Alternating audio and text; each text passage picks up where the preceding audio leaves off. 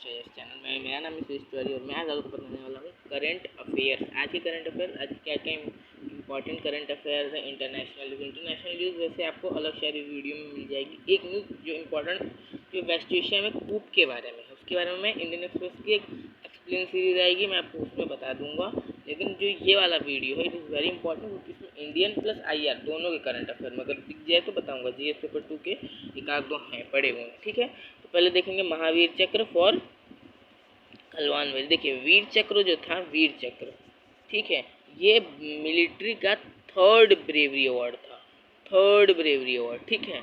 और जो महावीर चक्र है, महावीर चक्र MVC, ये सेकंड ब्रेवरी अवार्ड है, ठीक है, second highest war time award है। और जो नंबर 1 वाला अवार्ड है वो है परमवीर चक्र, ठीक है। तो कल हमने देखा वीर चक्र किसको मिला, वीर चक्र मिला अभिनंदन को, आज मिल रहा है महावीर चक्र। देखते हैं महावीर चक्र किस किस को मिला है। और जल्दी से वीडियो को लाइक कर दीजिएगा, चैनल को सब्सक्राइब कर दीजिएगा। हाँ, इरेज कर लेते हैं इसको और शुरुआत करते हैं आज के चर्चा की, ठीक है। Colonel Santosh Babu, commanding officer on 16 Bihar, who has among 20 persons killed in clash with Chinese troop of an Van June in 2020 and post mostly awarded by Mahavir चक्र। तो कौन? संतोष बाबू, ठीक है सर, संतोष बाबू, हाँ याद रखना नाम, संतोष बाबू, संतोष बाबू नाम याद रखना। पीला हाईलाइटर बहुत बेकार है, बहुत ही ज़्यादा बेकार है, वो लेट कर देना, वो पीला बहुत बेकार, अच्छे से नहीं चलता है। हाँ, इनको क्या मिला? महावीर चक्र, महावीर चक्र मिला। किसको मिला? और हरविंद तेज बहादुर सिंह है 2 मीडियम रेजिमेंट, कौन सा मिला इनको?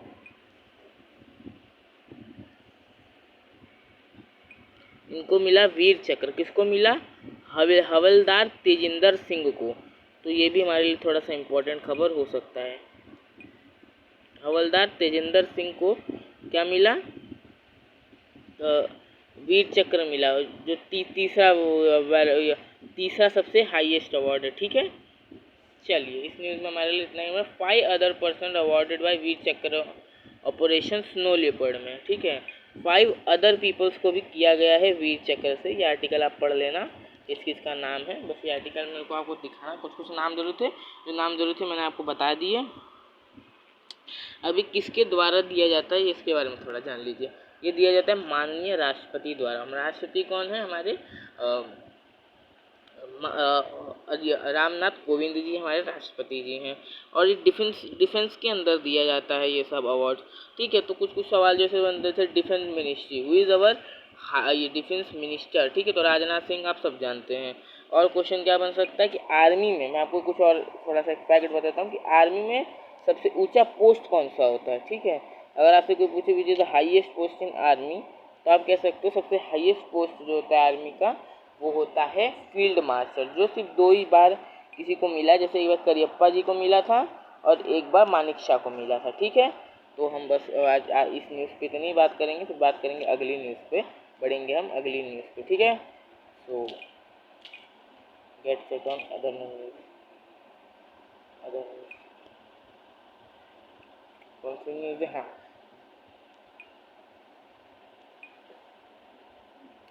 DSA approve AK-23 deal with Russia. देखिए एक डील है रशिया के साथ हमारी, ठीक है, हमारी एक डील होने वाली है रशिया से। किस चीज़ की? AK-23 की। क्या है? मिसाइल्स हैं। अभी हमने किसकी डील की थी? मतलब ये तो S4 रहे, ये क्या है? S4 मिसाइल्स की डील की थी हमने, ठीक है, S400 की। अब S400 की मिसाइल को मैं एक वीडियो में ज़रूर बनाऊंगा कि S4 मिसाइल्स कैसे काम करती हैं। एक्सप्लेन सीरीज में ढूंढ रहा हूँ इंडियन एक्सप्रेस की, तो इस हिसाब से मैं आपको पूरा बता दूंगा। लेकिन आज क्या इंपॉर्टेंट है इस हम न्यूज़ से हम ये देखेंगे, द डिफेंस एक्विजिशन काउंसिल। तो ये आपसे पूछेगा DAC कौन है? तो DAC है डिफेंस एक्विजिशन काउंसिल। इसका काम क्या है जरा मैं आपको बताता हूँ। ये जो काउंसिल है डिफेंस मिनिस्ट्री के द्वारा बनाई गई है, डिफेंस मिनिस्ट्री के द्वारा, कि हाँ ये वाला हम लें कि ये नहीं लें, क्योंकि ये डील लें कि नहीं करें, ये डील करें या नहीं करें, तो डिफेंस मिनिस्ट्री के द्वारा बनाई गई है। इसके हेड कौन होंगे? जस्ट गैस इसके हेड कौन है। ये पूछ अगर आपसे एग्जाम में पूछ लिया या इंटरव्यू में पूछ लिया, who is the head of DAC council. DAC council के जो हेड होंगे सर, वो होंगे आपके डिफेंस मिनिस्टर राजनाथ कोविंद जी। ठीक है, who is Rajnath Kovind is the defence minister of India and also the chairman of defence acquisition council. तो ठीक है, दिस कम्स अहेड द सियान Russian prime minister Vladimir Putin's visit to India early Indian-Russia annual summit. Mr. Putin scheduled to visit for the summit of 6, but when two sides will also hold an inaugural 2+2 ministerial dialogue. 2+2 ministerial dialogue के बारे में आप सब शायद जानते होंगे, हमारे बीच हो चुका है। ये किसी भी दो 2+2 लिख लेता हूँ यहाँ पे, 2+2 किसी भी दो देशों की सबसे बड़ी मीटिंग होती है। इसका मतलब क्या होता है, मतलब सबसे अच्छी मीटिंग होती है। इसमें क्या फॉरेन मिनिस्टर प्लस किसी भी देश की डिफेंस मिनिस्टर मिलते हैं। तो ये मीटिंग अब किसके बीच होगी, हमारे और रशिया के बीच में होगी। ठीक है, क्वाड जैसे क्वाड में जितने कंट्रीज हैं, जैसे अमेरिका हो गया, जापान हो गया, ऑस्ट्रेलिया हो गया, हम इनके साथ 2+2 मिनिस्ट्रियल डायलॉग कर चुके हैं और अब हम करेंगे रशिया के साथ। और उन्होंने अप्रूव कर दिया किसको, एक के 203 डील को, किसके साथ, रशिया के साथ।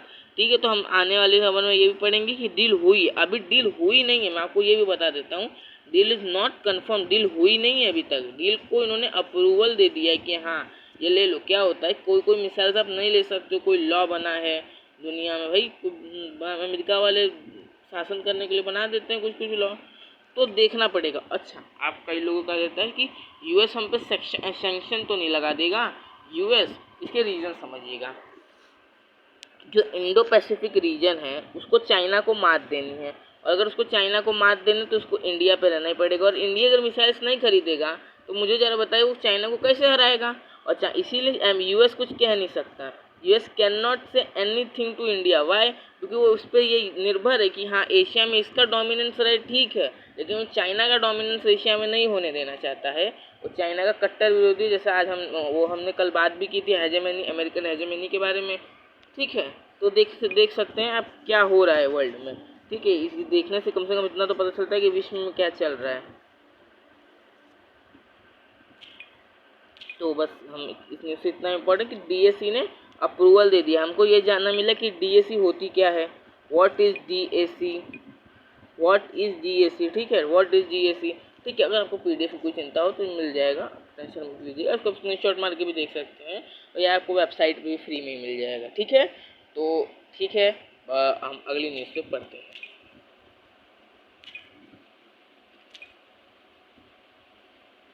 नेक्स्ट न्यूज़,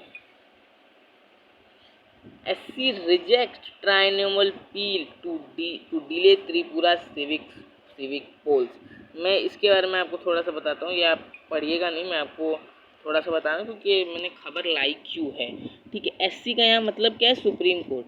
ठीक है, कई बार आपसे ये इंपॉर्टेंट नहीं है इतना, लेकिन आप जब आंसर लिखोगे तो supreme court observation, supreme court tells us, और सुप्रीम कोर्ट ने कुछ भी कहा है तो आपके लिए वो बहुत ही ज़्यादा इंपॉर्टेंट हो जाता है। अगर सुप्रीम कोर्ट ने कुछ भी कहा है तो आपको थोड़ा सा इसकी बात सुननी चाहिए। तो सुप्रीम कोर्ट ने क्या किया, आपने देखा जैसे बंगाल में अभी जो इलेक्शंस हुए तो उसमें कितनी हिंसा हुई और उसके बाद कितनी हिंसा हुई।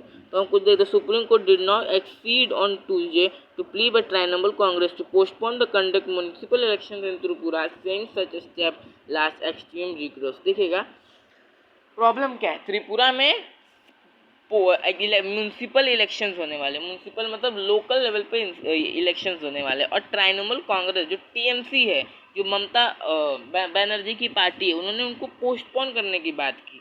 सुप्रीम कोर्ट ने जरा सा भी उनको तड़ा मना कर दिया कि कौन थे भाई, DY Chandrachud, justice DY Chandrachud, ये एक बेटे हैं YC चंद्रचूड़ के, मुझे नाम याद नहीं आ रहा है, कि बहुत बड़े जस्टिस की ये भी बेटे ही हैं। और however, Director General Police of Tripura and Inspector General Law and Order to meet the State Election Commission on November 24 to access the number of CRPL person required due to the election। देखिएगा बंगाल में election हुए थे तो हिंसा हुई थी, तो यही सुप्रीम कोर्ट डर रही है। सुप्रीम कोर्ट ने कहा कि स्टेट इलेक्शन कमीशन से स्टेट पहले जो डीआईजी और आईजी हैं वो स्टेट इलेक्शन कमीशन से मिलेंगे। स्टेट इलेक्शन कमीशन क्या होता है? देखो, स्टेट इलेक्शन कमीशन चुनाव करवाती है राज्य में, लेकिन विधानसभा का चुनाव नहीं करवाती। कभी भी अगर आपसे कोई पूछे विधानसभा का चुनाव कौन करवाता है और लोकसभा का चुनाव कौन करवाता है, तो वो इलेक्शन कमीशन करवाती है